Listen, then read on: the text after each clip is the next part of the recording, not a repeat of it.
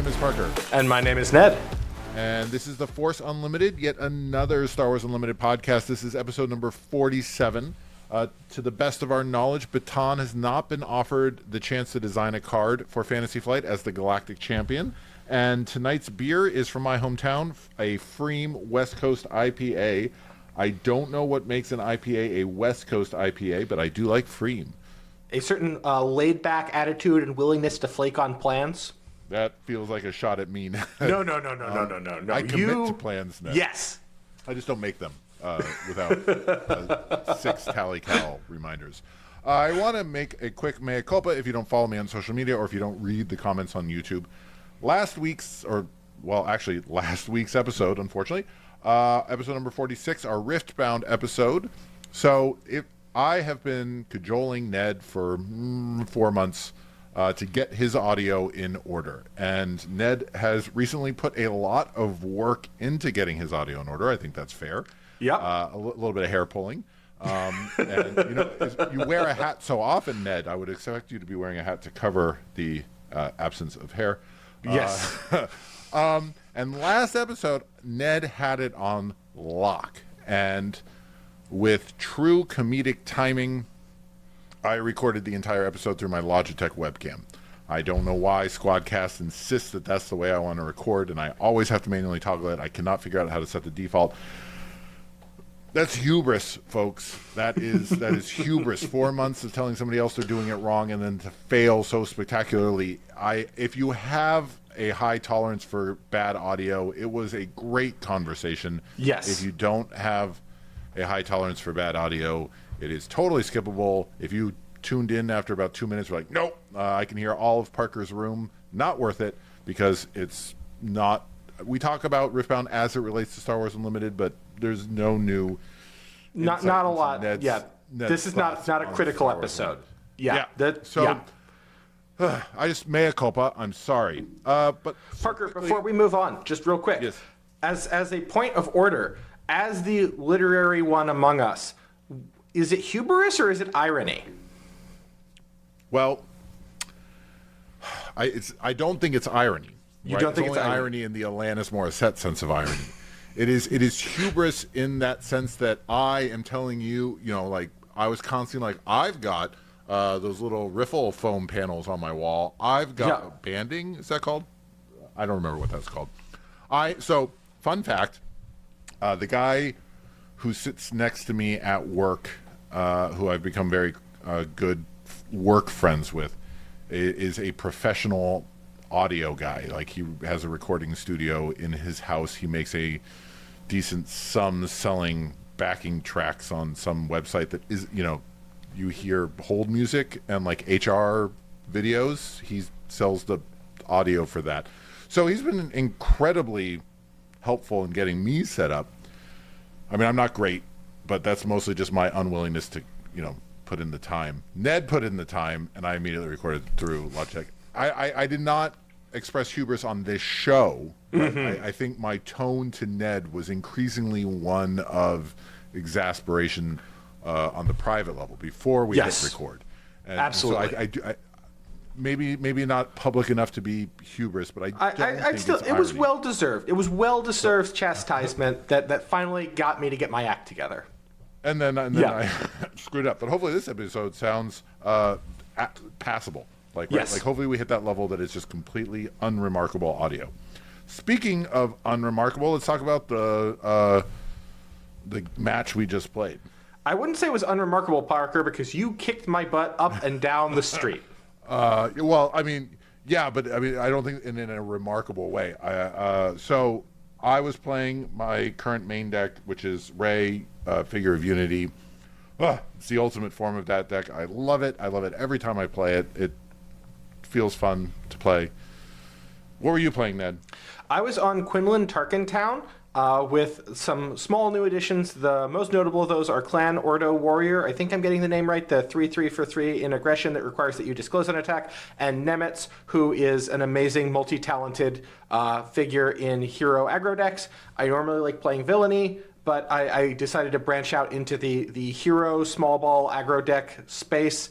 And I just did not have the gas to get across the finish line. I got you to like 20 20 some odd base 27 damage. in game 1 at least. Yeah. But like you wing reinforcements into home 1 into just like the endless swarms of gumming up the ground. I don't think that's always been Ray's game plan. Yes. I think what's really pushed, Figure of Unity is the fancy pants addition to the deck. It's a very visible addition to the deck because it's essentially a second home 1. It's a second ability to just turn all of your wide deck into better value. Right. But I actually think it's the public official and that's not the right name. Populist something. Populist. The 1/4 for 1 Populist advisor. Yes. With the conditional sentinel. That card plus I think that card's the real heavyweight. Queen Amidala also for the go wide. She's just a good card. You don't even need to be. You're running enough officials in a Ray deck because you want those.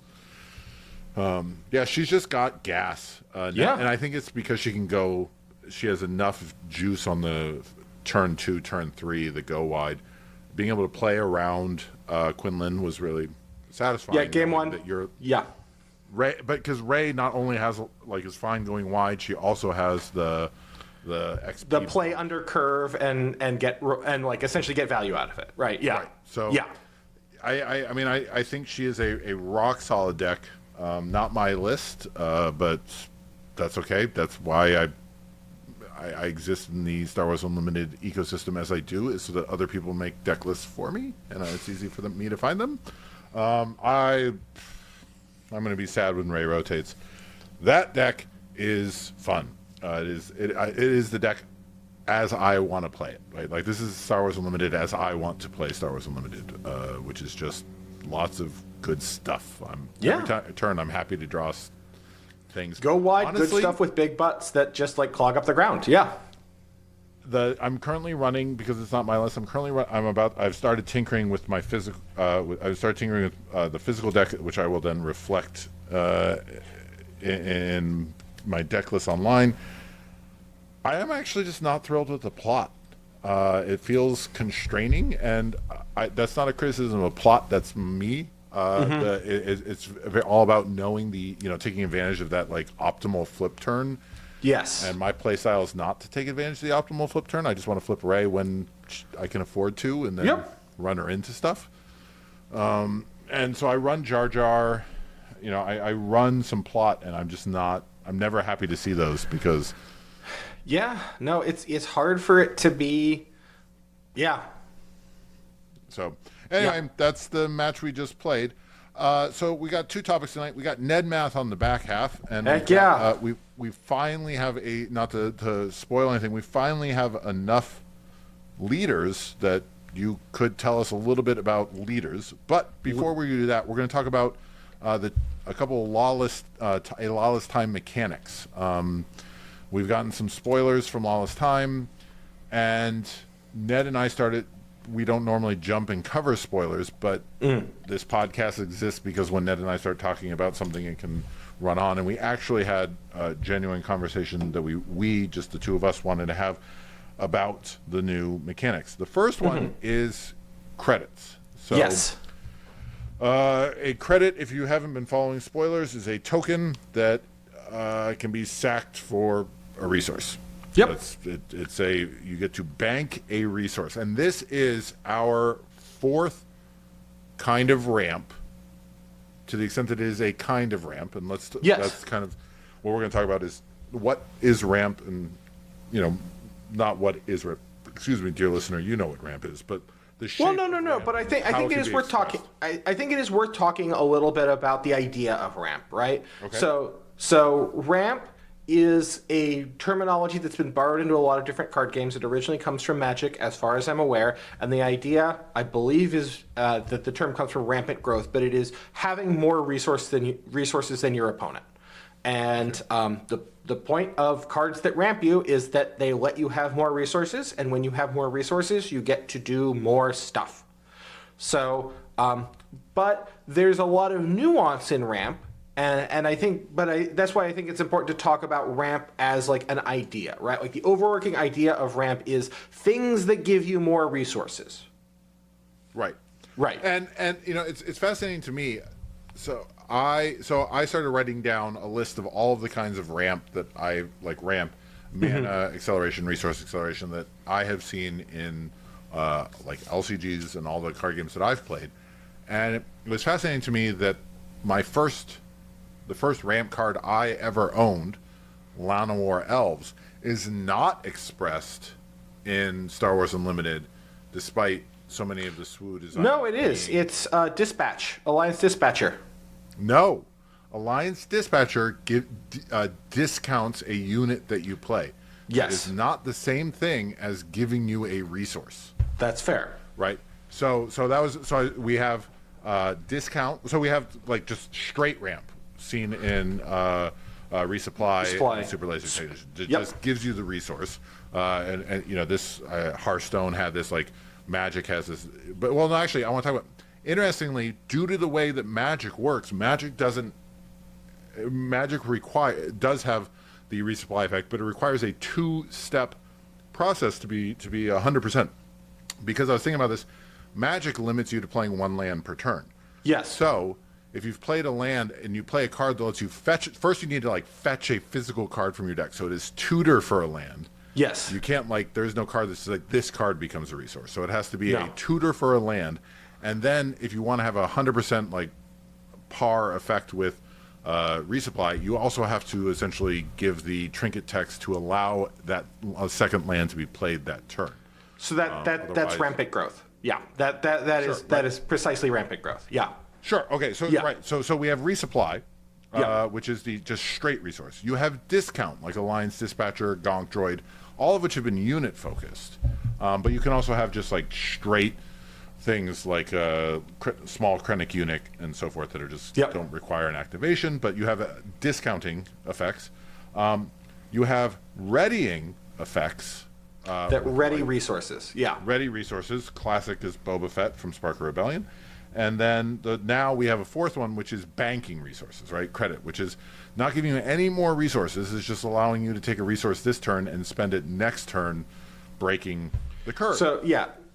So before we dive into that breaking, I just found it, as I was writing these down and thinking about them, it was fascinating to me that Llanowar Elves, which is just get a resource that you could do whatever you want with, doesn't exist yet in Star Wars Unlimited.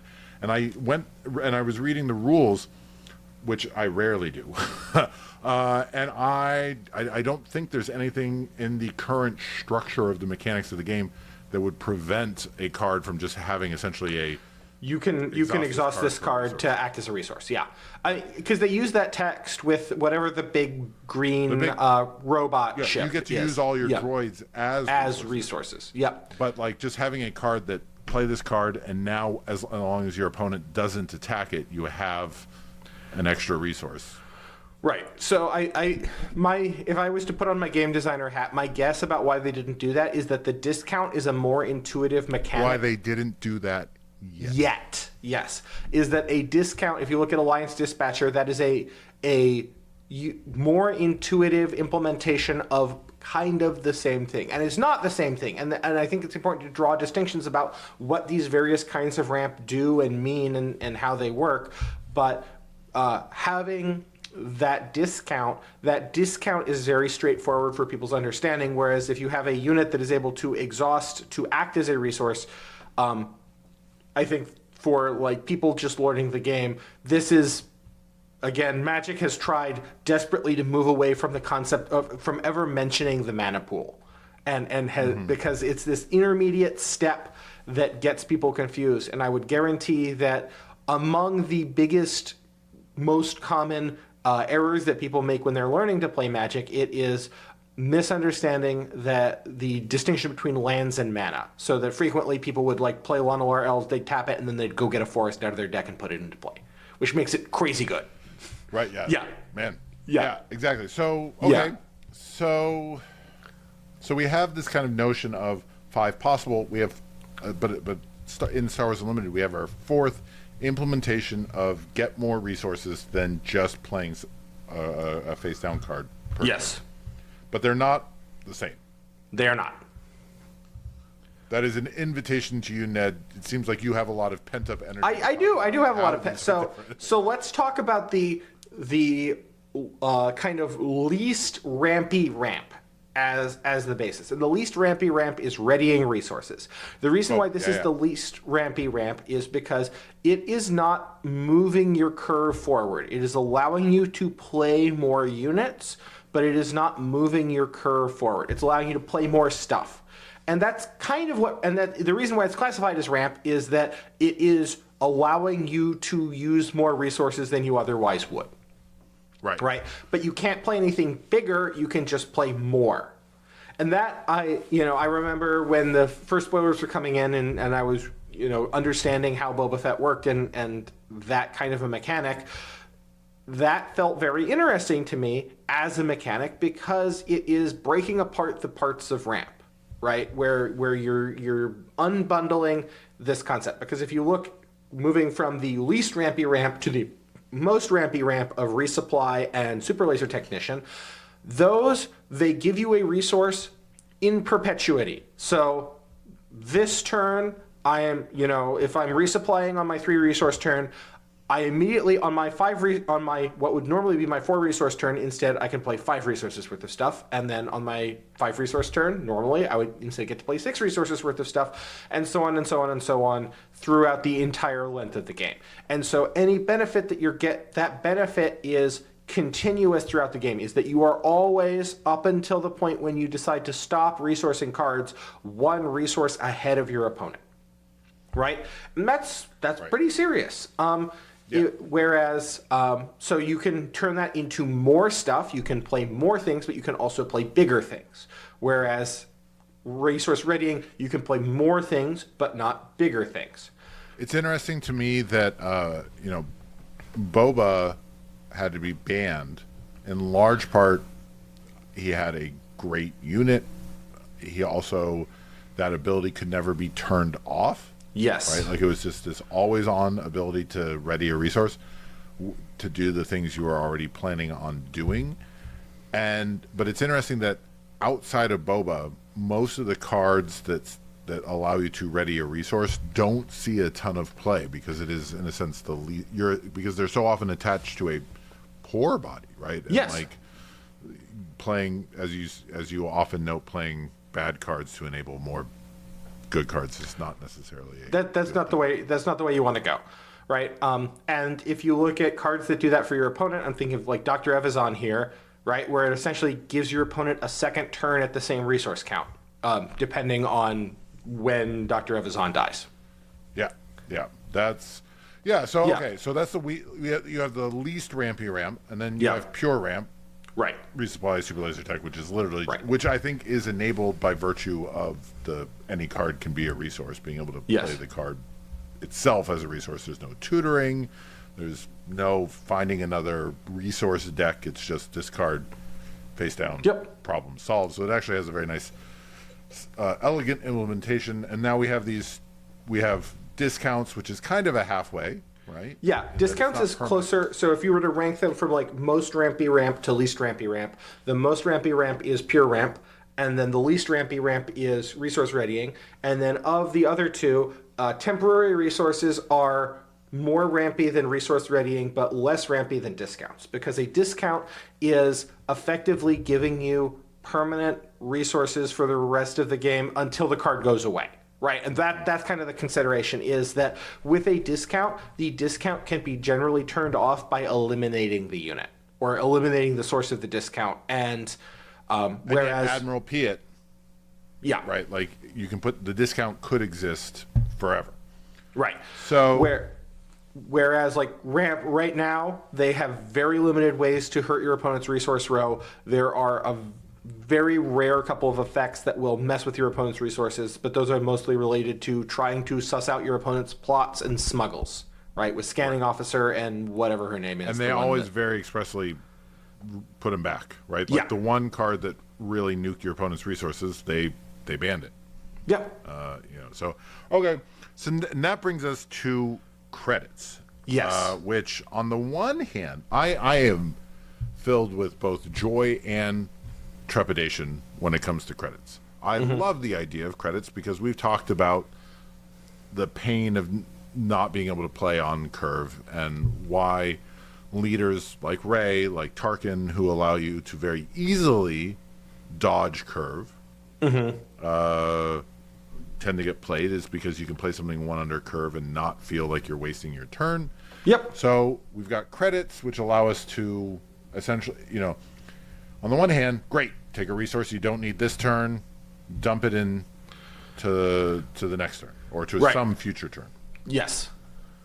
My trepidation is I'm afraid I'm very nervous that Fantasy Flight is not going to be as aggressive with this mechanic. In my mind, the cost of credit one credit needs to be as close to one resource as possible. Right. Because sorry, continue. No. So if you're charging me for a card that puts a body into play and gives me one credit, that needs to be a viable 3-cost unit. Yes. If anything, it needs to be more than viable because you are locking me out. I can't. It's a 3-cost unit that I can't play on resource turn 3. I have to wait till resource turn 4. Yep. So I have to be able to take advantage of that credit. And obviously there has to be a cost of credits. You can't, like in a world where credits could just be manifested out of the ether. You just take a resource, spend it, get a credit, right? Yeah. Like then obviously that isn't viable because you in this hypothetical weird world, the optimal turn 1 play might be buy 2 credits so that you can drop a 5-cost unit on turn 2. In fact, that probably would be the optimal turn 1 play. Right. And the reason for that is, and this kind of goes back to the heart of Ned Math, one of the things is that resources to power, it's not linear. Like I attempt to do a linear fit to it, and that works up to a point, but it's very clear that the designers have an idea that around the that there are these bands of unit viability, where you have like the 2 to 3 resource band, with ones being kind of like a thing where these are early game units. You've got the 4 to 5 and reaching into 6, where these are the mid game units, and then you have the 7 and up that are end game units. And while the being able to quantify get to the next band ahead of turn, being able to skip turn 1 and immediately jump into mid game. So right, but that's not the game that's being played. Right. But so there has to be some cost, right? Yes. But my fear is that we're going to get 4-cost unit with a 3-cost, but a 3-cost body plus a credit, and and there's some Ned Math value. There's some value to the existence, the creation of a credit. Yes. And if it's too high, then people just won't. It's got to be higher than 1, right? Like because you're buying 1. Well, yeah. I mean, I think that's kind of the core question is. Let's imagine 2 scenarios. One scenario is that you have a very aggressive environment, right? Where most decks die around the 5 resource turn. If most decks die around the 5 resource turn, pushing your consumption into the future is bad because you do not get to make that consumption, right? Because you are dead. Because you did not do enough now to not be dead. You're using your resource turn 4 to play a 3-coster. Right. And in a sufficiently aggressive environment in which people die very, very rapidly, this is a fool's gambit. On the other hand, you have the other universe where let's imagine that we are in a very high-end, this shouldn't be a control game, because this isn't really what control necessarily is trying to do, but a hypertrophied mid-range kind of an environment. And in this kind of an environment where you have these really big chonkers up at the top of the curve that basically regularly people are dropping 7-8 cost. Right. Then missing out on your 4 turn is completely irrelevant because your 7-cost unit is going to completely negate everything that happened up until that point, right? And in environment 1, you can cost credits very cheaply. And in environment 2, you have to cost credits very expensively because otherwise Why wouldn't you? Yeah. And I think we've seen time and again that the meta shakes up to be a little faster than the Fantasy Flight designers describe it. There's the Fantasy Flight, the future meta, and there's the actual meta. And the future meta, I think, is a little slower. And my fear is that it's slow enough that they're going to cost it, that they're going to cost credits at the future meta's value, and not in actual meta's value. Yeah, and I think that's a concern. I think that's a real concern. And because I love the idea of credits, like the idea of credits of just this, like, clearly ramp as I love it, as we know and love it, is probably going away. Resupply and Super Laser Tech are rotating out. Nothing to that effect has been reprinted, and even when you see cards that become resources, you've got like ETH Koth, which has a hurdle that you have to jump. You have to spend the force to be able to Super Laser Tech him, and he's also happening just that one turn later. And that's hugely significant, right? Like not hugely significant. And then you've got other ramps, like, I mean, Architen's Assault Cruiser. Yeah, I love Architen's, but also that's a win more card when you're at 8 resources. You don't need more resources, right? Like putting ramp on that unit is effectively free. Yeah. It's it's IGA icing, like where it's like 2 inches of icing on a cake. Like, it's just too much icing, right? 7-year-old children, Timmy's, love 2 inches of icing, but it's not actually viable. And so we've seen that, like, true ramp isn't coming back. Readying resources doesn't let me get my big stuff out faster. Discounts are fun, but we've seen tend to... Gonk Droid's actually like the first one that we've seen that feels competitive, well, because it's like cheap, borderline right? viable. Yeah, it's cheap, and there's not like it can attack, right? Like, yes, it's. I mean that's one of the big ones is that the attack is giving the discount. If you compare it to like Jedi Counselor or Alliance Dispatcher, both of those, they're not attacking, and so immediately you are like giving up 1 unit worth of value when you're doing it. With Gonk Droid, like the droid itself is not hugely valuable, but the fact that it is attacking means that it is acting as a playing piece, whereas Alliance Dispatcher and Jedi Counselor and other ones that I'm not thinking of, you don't think of that. And that's also why I think Krennic, the unit Krennic, sees a lot of play, is that it's a discount that's not... passive effect. Yeah. You don't have to think about it. He's already a 2/2 with shield, which is great.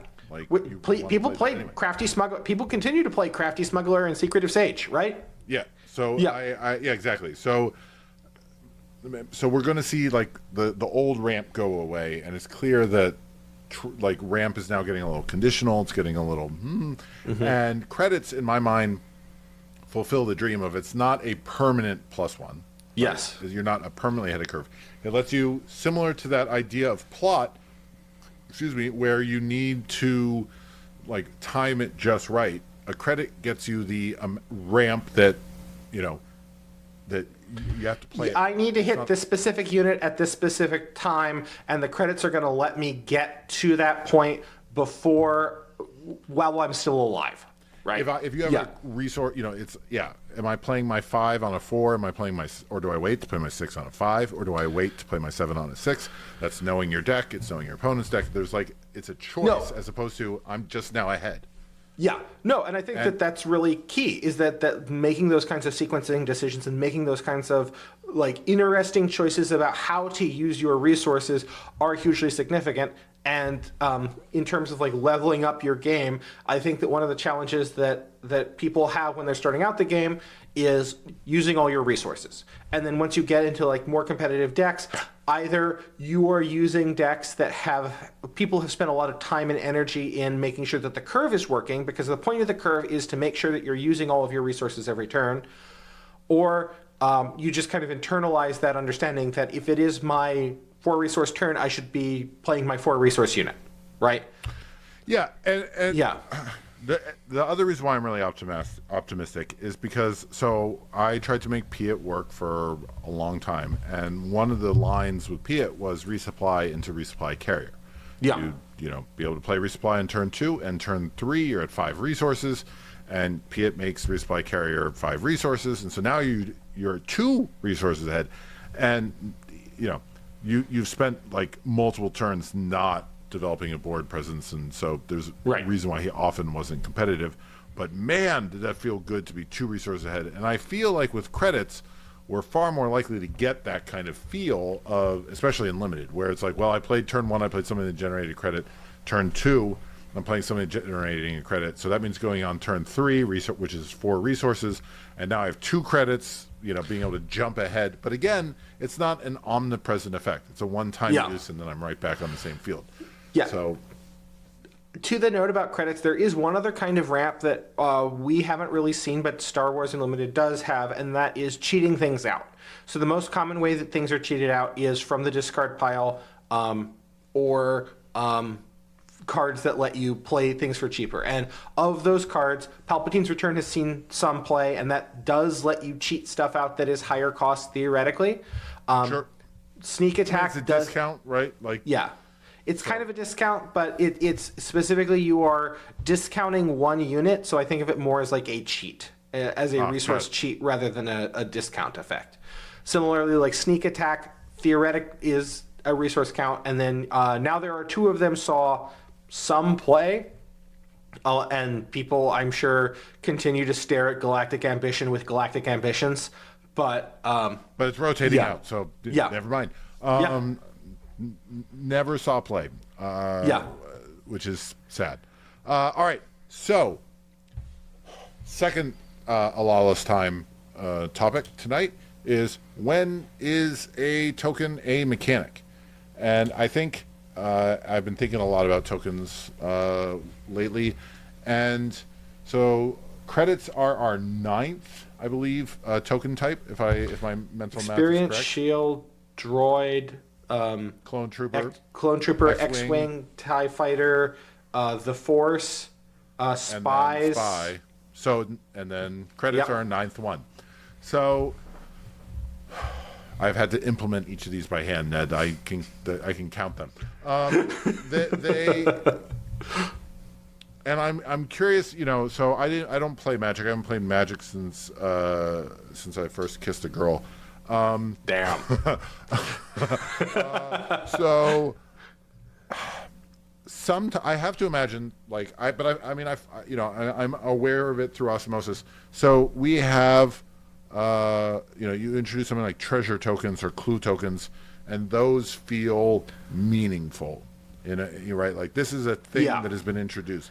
But on the flip side of the coin, like, congratulations, we have a 2/2 green black first strike token, and we've never had one of those before. That doesn't actually, like, right.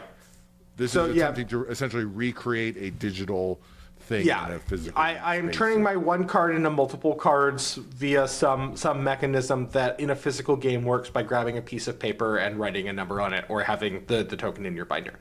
But in Magic, there's this concept of tokens that have defined rules that are associated with them, and tokens that do not have assigned rules that are defined that are associated with them. So like clues and treasure and power stones, and there's a bunch. Food. These are a relatively, at this point they're no longer recent, but at one point in... You're old, so they still feel new. It's only been 14 years. Yeah, no, basically. But these tokens that have defined rules meaning associated with them are different than tokens that do not. Where tokens that do not, they are defined entirely by the text of the thing that is producing them. And in Star Wars Unlimited, you don't really have that distinction, where all tokens have their rules text that is defined by essentially the rules, right? The thing, it says make spies, but it doesn't say make 2 spies, which are 01 tokens with There is raid a 2. defined spy token. Right. And that is defined. And that is defined in the rules. So, okay. So you're not making like arbitrary tokens. I think tokens because most tokens in Magic a lot of them aren't like really named. It's just like the make creature a type is 1/1 the name. rat with first strike, or And so the type this creature and can't the name block. are the same thing, right? So whereas spies are actually not traded as spies. The name is spy. The trait is official. So okay. Okay, I see what you're saying. Okay. Right. Yeah, I was just, thinking like, what new, a lot of the time we have new mechanics, and in a way, I say this, it sounds more critical or negative than I mean it. This is a cold observation. I don't feel like there's like a lot of time has like new mechanics. It has that have been revealed so far. That have been revealed so far, right? Like Right. things can always change, and obviously a card can have text on it that does a thing we've never seen before. Right. But in terms of like the set's mechanics, right? Yeah. Like, So Star Wars has been kind of parsimonious about set mechanics, where if we think about let's think about Secrets of Power. In Secrets of Power, you have spy tokens are considered a mechanic, and they're considered a mechanic because you've got rules baggage that's associated with them. Right. You haven't had them before. They've got rules baggage that's associated with them. It says create a spy. In terms of like game mechanics that change the way that you play, there are two, and those are plot and disclose. And plot is a mechanic that is mechanically quite similar to smuggle. With different things and different implications, and it behaves differently, and it's interesting. But the disclose mechanic is the mechanic where this card is playing differently than I would expect other cards to play. And I think that in card games, there's a lot of jokes about basically all mechanics are horsemanship or kicker, where horsemanship. Horsemanship was the flying equivalent that was printed in the Portal 3 Kingdoms starter set that was distributed in Asia because it was based on the Three Kingdoms, the Romance of the Three Kingdoms stories, and there's not a lot of things that fly there, but they needed the evasion mechanic, and so they gave things horsemanship. And so there's... so it can be blocked by things with horsemanship. With horsemanship, yeah. Okay, so So kicker. Okay. Continue this joke out. So horsemanship is things that change the combat math, right? Okay. Horsemanship is anything that changes the combat math. And then kicker is things that change the way that you play cards. So for those who don't play Magic, kicker is essentially a cost that you can pay when playing, and it's better. Think about the 3/3 space green heroism I just played. Blue, scurry air support, blue. Yeah, that one. Yeah, the 3/3 ambush in space that you can pay the kicker of 2 more resources to make it a ground unit with 2 experience points. That's kicker. So okay, for those, I know we have dear listeners who don't listen to Magic. Okay, so everything is it changed the way it's played. It changed the way it's played, or it changes the way it combats. Right, okay. And that is the extent of mechanics, and that's not like completely correct, but it's a good summary, right? And if you think of Calvin's dad sitting there, all mechanics are either they're horsemanship or kicker, right? And so in SWU, you have plot and smuggle are kickers, right? Like they change the way that you play the card. Right, like they let you play the card in a different manner to get slightly different effects from it. Disclose is horsemanship, where it changes the way that the card plays when it's doing its combat stuff, right? Okay. And that, again, disclose is like a very broad, it's not truly a keyword, it's more of an ability word, but it has this idea that like when you have a card with disclose, you have to think about the way that you use it as a game piece differently because you need to be keeping track of what's in your hand and what's in your opponent's hand and yada, yada, yada to be able to get the disclose. If we move to Secrets of the Force, Legends of the Force, the Force was a kicker mechanic, right? Where it was, if you have the Force, your units get to do bonus thing, right? And a lot of times, like the Force consumption or usage was checked on play. Sometimes it wasn't. Sometimes it was more of a horsemanship, where thinking of like Jedi Council are thinking of. There are some units that are just better when the Force is with you. Right. But okay, so I'm just thinking to myself like given we've been watching series 20 of Taskmaster, all the information is on the task. Yeah. All the information about a credit is on the card, right? Like this this isn't, you don't even need reminder text really. I mean, it's on there, but like as opposed to say piloting or something, which might need more rules than are just a reminder text. Like the credit reminder text is literally just sack this as a resource, right? Do the thing. And that is a new card that becomes omnipresent. There will obviously be dozens of cards that create or reference credits. Yep. But that doesn't feel like something entirely novel in that it's not a keyword, it's not a new card type. I mean, it is kind of it's a new token, but yeah, no, like to your extent of new card type, right? Like it's not. If you compare credits to disclose, I think that disclose has more implications when you're mechanically playing the game. Credits have more implications for like the way that you construct decks potentially, and have like a lot of game implications. But the game is still the same. You're not taking any actions with credits that you would not be taking otherwise. It's just, hey, now I have disposable resources, right? Yeah. Yeah. Right. Yeah. And that's, I guess that's, on a spectrum, it is a new mechanic, and I don't want to disparage. Yeah. I'm not being critical. It's more just like on a spectrum of new mechanics. You've got somewhere between, I mean, like a droid is like the least new mechanic-y mechanic. And on the flip side of the coin, you've got something like the Force, right? Which was, in a way, fundamentally new because we hadn't seen a pure token before. Yep. Right? Like, or just any new keyword that truly feels, all the spark keywords, bounty, right? Like those felt like very novel. Bounty felt very novel. So like not to relitigate all the keywords because we have like a second half of this, but if we think about like jump to light speed, right? You had indirect damage that was a new way to deal damage. It wasn't like necessarily new, but it was a new way to deal damage. You were taking new kinds of game actions where you had to think about like unit health.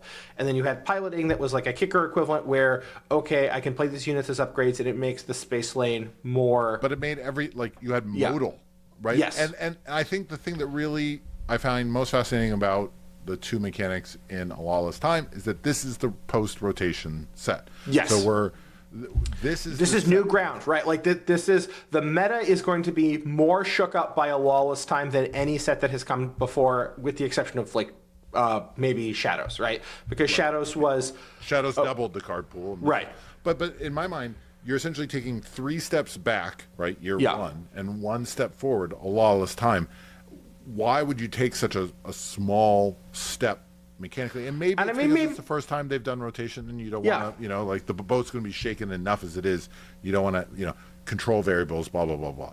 Speaking of things that are shaking up things, but also in my mind not related, is the other Lawless Time mechanic, which is something that I've been saying is inevitable since like episode Day 2. 1. Yeah.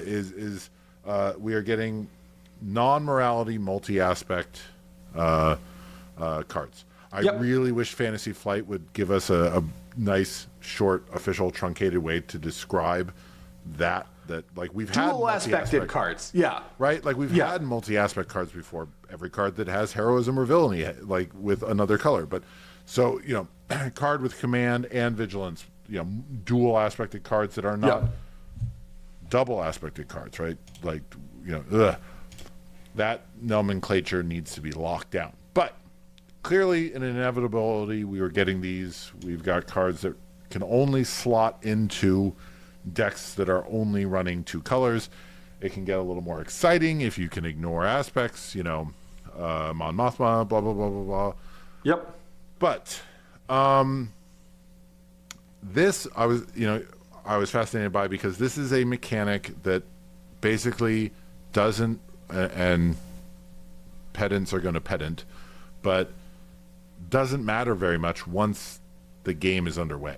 And it does. You've got the new Zeb. Things can care about it, but right, like this is more of a deck build. This is more of I now have to care more about the aspects that are going into my deck, and it's trying essentially to make arguments for specific aspect pairs, right? Like. And that's the whole point of the aspecting system, is that the aspects are essentially invisible once you're playing most of the time. There are some things that care deeply about aspects, but the vast majority of the time, you do not care about aspects. But you are thinking about aspects during deck building because the aspects that you have access to is, completely altering your card pool. And what this is doing is that this is adding onto that card pool like a little nubbin because you can't have all double aspect cards. But no, and I want to be clear, I'm very optimistic. Yes, no, it's cool. It's super cool.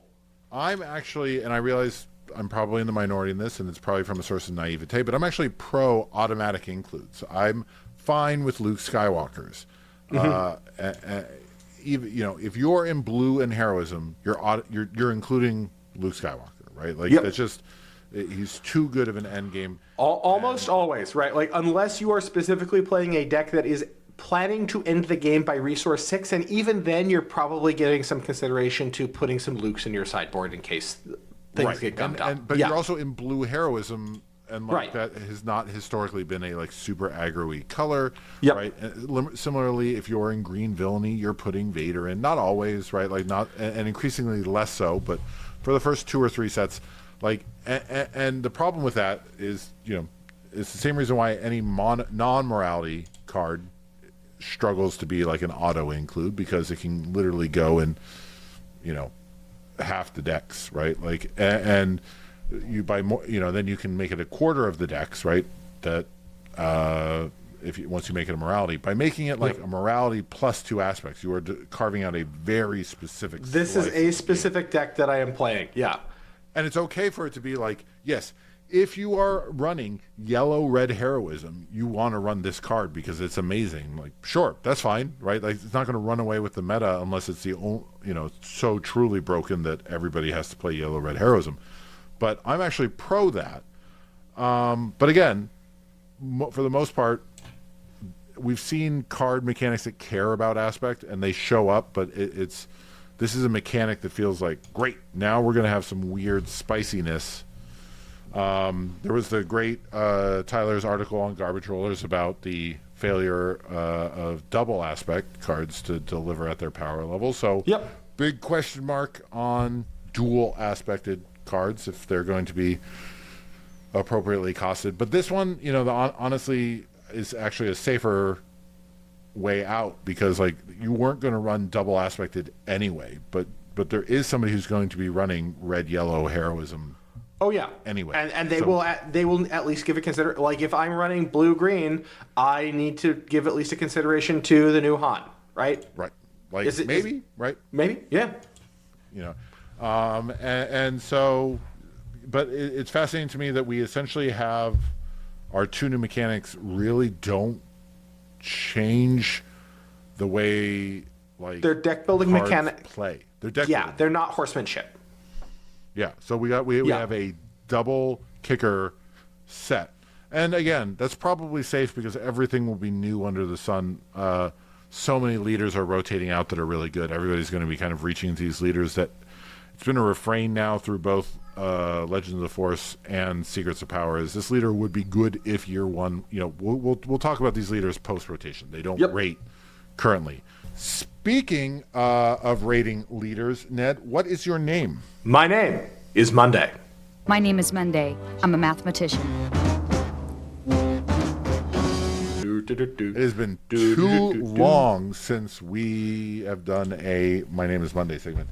All right, we've got Ned Math, dear listener, and we've got the Secrets of Power, Ned Math.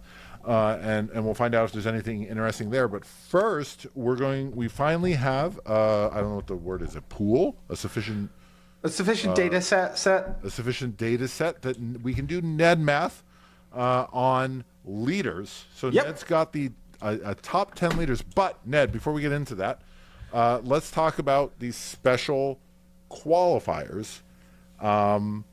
Now, in our last episode that nobody should listen to, the Riftbound episode, we talked about the front versus back cards of Star Wars Unlimited and how they're split into 2 in Riftbound. They're not split in Star Wars Unlimited. Nope. There is a front and a back. You are not measuring I'm not measuring the front at all. I cannot measure. The front is not quantifiable, right? Till much longer, right? Like Well, I think even like I'd need a very different methodology to evaluate like the power of the front halves, where I would need to do an enormous amount of trying to assign relative value. All I'm looking at are the leader sides. So and I'm evaluating the leader sides under a relatively generous set of assumptions. So it's been a while since we've done Ned Math, but basically what I'm doing is I'm running a regression, and I am doing my best to quantify abilities. So if something says, like, if something happens, do blah, right? Like, let's talk about,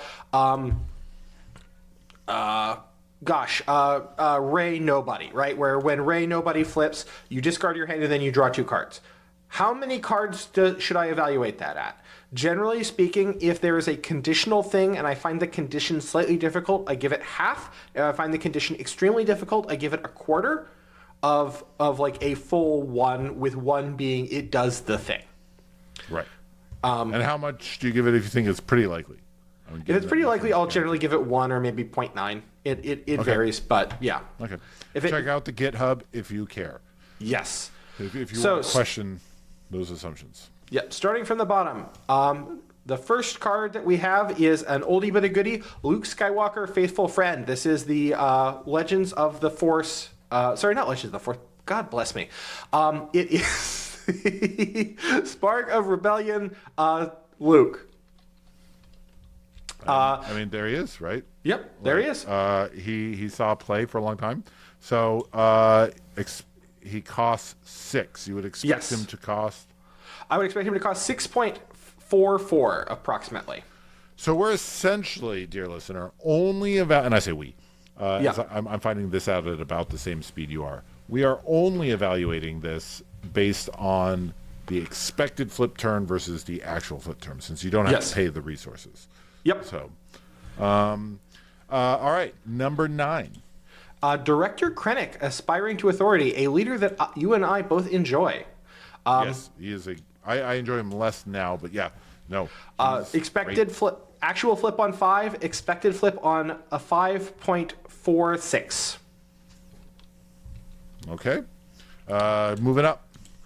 Next is our one and only representative from Secrets of Power, Mon Mothma, forming a coalition. Deploys on 5, we would expect instead to deploy on 5.46. So they are very slightly above Krennic by like a tiny little bit. You think that's because the way you're valuing her bonus? Yeah, that is entirely because of the way that I'm evaluating her bonus. Okay. Our second of, spoiler alert, 3 cards, not from year 1, is... Mother Talzin, who I crashed out at Galactics with. But she did fine. You did terribly. Yes, she did fine. She did fine. Actual flip 5, expected flip 5.57, and that's because I'm evaluating the -1/-1 ability as giving her an additional hit point and an additional point of power.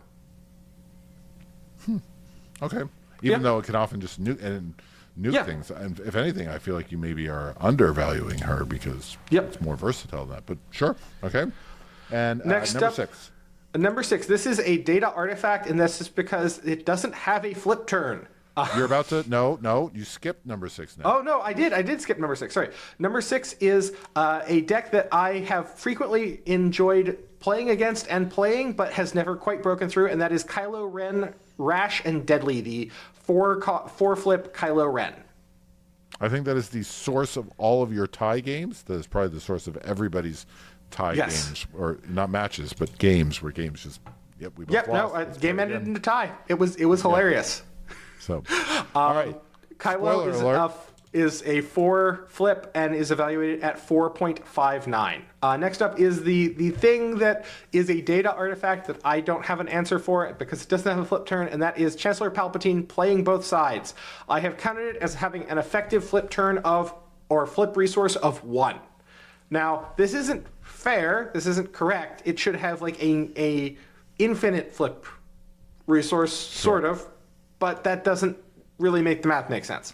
So, I just want to say, dear listener, if I did the math, I would have just excised him from the data set completely. And I just want to point out, this is why Ned's complete focus on accuracy and comprehensiveness at the expense of, we get to say that the 5th best flip turn is Pal. Yeah. I have an, flip turn of 1 resource and an approximate value of 1.59 resources. So you're getting down into weird rounding errors. All right, number 4 is... Pre Vizsla, Pursuing the Throne. Pre has a flip of 5 and an actual flip of 5 and a predicted flip of 5.63, and this is entirely evaluated off of you having 6 cards in hand. I regarded that as being extremely plausible if you were playing pre-Vizsla. Now, this also means that effectively you are not playing a bunch of cards in order to do that, but that's outside the scope of the calculation. Yeah. I think he is probably our biggest outlier in terms of ranking versus playability. Yeah. Right? So, well, I don't know. Let's talk about number 3. Number 3 is, I'd say, another outlier. This is Ray Nobody, the 7-flip Ray. And this is entirely because I'm assuming that she draws you a card. But, is that enough? And she has yes. good She has good stats. Right. Like, if you I look think at the this raw goes to show- stats, she's good. And dear listener, if you don't pay attention to any of the leaders' front sides, Ray's great. Yeah. We're only valuing if you could have any, if you could split these in half and just pick out your backside. Number 2. Number 2 is a beloved leader, in my opinion. It is Anakin Skywalker, What It Takes to Win, the 6-flip Anakin. It has a flip turn of 6, and it has a predicted flip turn of 6.73. And that's because I'm giving tracks because this deck lives on the flip turn. This deck is all about just having that enormous free unit. Yeah, it's huge. I'm evaluating it at 3 hidden points of power beyond what's printed on the card, because I think that that's a pretty reasonable assessment of the damage that your base is going to be at the point that it flips. Likely, and then, yeah. Number 1 should surprise nobody. Yes, it is Boba Fett Collecting the Bounty. Flips on 5, predicted flip on 5.79. Yep. You're evaluating him on just the free 2 resources guaranteed? Free 2 resources is a quarter of a point of ramp, and then the stat line. Yeah, he had a great stat line. Yeah, that was really the problem, right? So, that is Ned Math for leaders. Let's talk about Ned Math for the top 10 of Secrets of Power. We'll do this fast. Do this fast. I'm going to start off by saying no card in Secrets of Power made it into the top 10 regressions for Secrets of Power, which is a darn shame. For this top 10 for the entire meta. For the entire meta, yeah, for the entire card pool. Yeah. So we are not redoing the top 10 because Secrets of Power didn't show up. Yeah. But of Secrets of Power, what were the 10 coolest cards in Secrets of Power? I did not actually do that analysis. I just did the overall top 10. So that's a miss by me. Yeah, sorry. Yeah. That's what I'm saying. Yeah. Overall top 10. Bendu, Do You Fear the Storm? At number 10. Number 9, Crate Dragon. Number 8, Kellerin Beck. Number 7, Fireball, An Explosion with Wings. Number 6, An Invisible Hand Crawling with Vultures. Number 5, Annihilator, Taggy's Flagship. Number 4, Wild Rancor. Number 3, Home 1, Alliance Flagship. Number 2, Devastator, Inescapable. And number 1, Supremacy of Unimaginable Size. This is a bit of a shakeup. Yeah. I feel like this is a new list. We're seeing some of them have seen before. Yeah. Yeah. But I'm wondering if this is. I mean, this is the model evolving as you're able to account for more things and. Yes. So okay, are there any mechanics that we are seeing in Secrets of Power in the Ned Math model that aren't from Secrets of Power? What because that's how it goes. Is you run it and you see if things can be. Are statistically significant enough to then be refactored back into the total. That's correct. Right? So, of the new features, making spies was found to be extremely statistically significant. It's worth about half a resource, 0.52 resources per making spy. Do you remember off the top of your head, Ned, how much the other tokens are worth? I do, and that is, and by that I have it pulled up. Droids are worth 0.7. Clones are 1.18. X-Wings are 1.04. Okay, so droids are the weakest we've got. They're 1/1 ground units. And you've got spies, which are 0.2 with raid 2. Yep. And I evaluate spies are worth less than a droid. Yeah. You're saying that Fantasy Flight is costing spies less than a droid. That's Do you correct. think that's because they were hoping to push the mechanic a little more, or do you think it's because the spies are weaker than droids? Both. I think both. I think that Would you rather have a 1-1 or an O2 with raid? I would rather have an O2 with raid personally for me, but that it's really going to depend on how those spies are coming into play, right? Like the way that the spies are generated matters enormously, and I think that with a lot of the spy generation, the cards that have seen play with spy generation, as far as I've been able to tell, again, there haven't been like a lot of big tournament results. Nemet sees play because you get to immediately use the spy before it dies. Amidala is basically, the spies are just a blade of shielding, and then Plot Palp, the spies are a blade of shielding, right? Right. Okay. I just surprises me that they're worth less than their cost less as droid, but that could be intentional. That doesn't mean they're worth less than droid. It means that Fantasy Flight is giving you costing more. them less. Yep. Sure. Okay. What else? Disclosing. For each symbol that you disclose, it is reducing your cost by about 0.1. Huh. Okay. So you have things that are worth a quarter of a resource. So wow. So that, I wonder, it'll be interesting to see how disclose shakes out, because that means you'd have to disclose like 3 symbols to really move the needle on granularity, right? Like even if it is statistically significant that it's 0.2 cheaper, there's a level of coarseness that there's only so much coarseness they can add to a card. Yep. And that's one of the challenges, is that like giving away 3 resources like is a cost that may or may not be borne out. Okay. Plot is the new mechanic. Plot is the new mechanic. Plot is evaluated at 0.63. It's extremely significant. How does it compare to smuggle? Smuggle was borderline. Smuggle I had at 0.15, but that was evaluating the units at their deploy cost, not at their smuggle cost. So okay. But so having smuggle, because plot can be played. Okay, so plot does actually functionally increase the cost of the card. Cost a non-trivial amount. Okay. Anything else new? I added 2 new. I was able to substantiate 2 new mechanics. One of which is kind of borderline, but it's on the edge of significance. Is exhaust is worth about a quarter of a resource. Exhausting anything? A unit? Exhausting your opponent's cards. Exhausting your opponent's card. Yeah, is worth about a quarter of a resource. Again, like evaluated in the way that I do. Capturing is significant, and it's worth about half a resource.